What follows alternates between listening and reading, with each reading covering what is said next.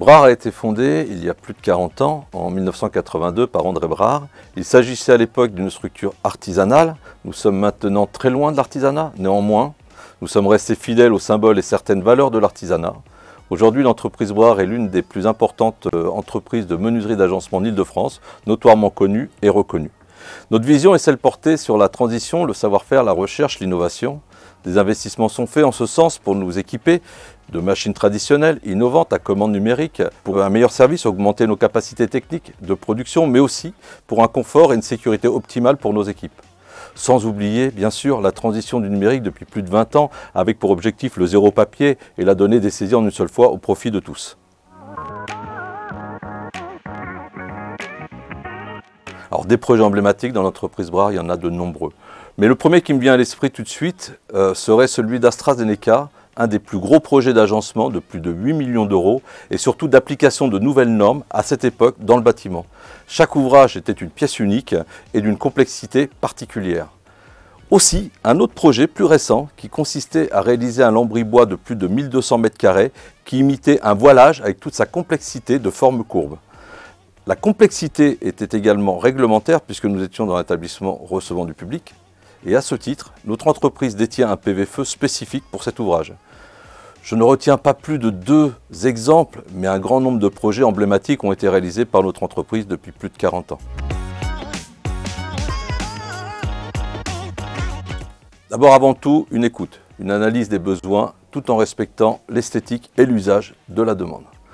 Tout en s'assurant de la pérennité et de la maintenance aisée de nos ouvrages en phase d'exploitation, un besoin aussi indispensable d'adapter la demande au respect réglementaire et normatif.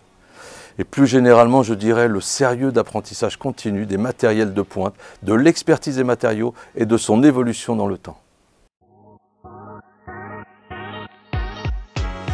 Brard se différencie de ses concurrents par ses engagements environnementaux, l'éthique, mais aussi par ses engagements au sein de différentes institutions pour représenter notre secteur de la menuiserie et de l'agencement.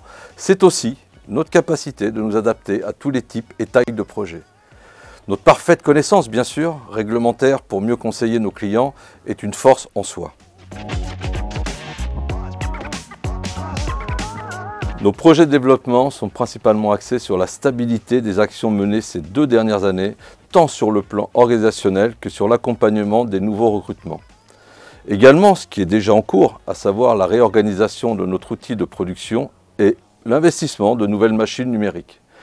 Aussi revoir bien sûr les process numériques, les logiciels de gestion de projet et logiciels métiers, tout en conservant notre objectif, notre principe du zéro papier et de la saisie unique. Les initiatives écologiques et environnementales sont indispensables aujourd'hui d'application dans notre entreprise.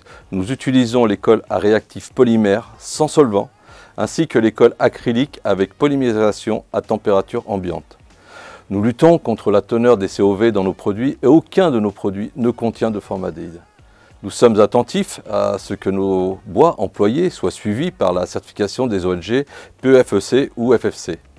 Nous procédons aussi au tri des déchets, notamment des chutes de bois, et nous en assurons leur recyclage. Aussi, nous sommes sensibles à multiplier les éco-gestes dans nos activités quotidiennes.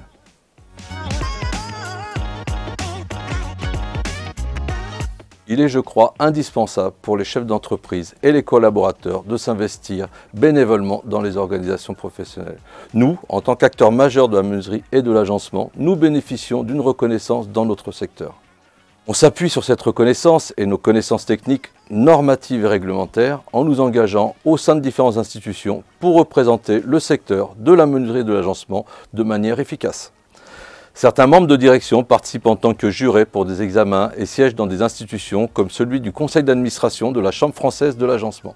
Pour ma part, en principal car mes mandats sont nombreux, je préside la Chambre des professionnels du bois FFB Grand Paris, la commission Calibat Île-de-France Nord-Ouest tout corps d'État, la transition du numérique amont et aval de la filière depuis plus de 7 ans, aussi vice-président de l'Union des métiers du bois. Je suis également président de la norme NFP 23 202 qui n'est autre que le DTU 36.2 qui régit notre métier.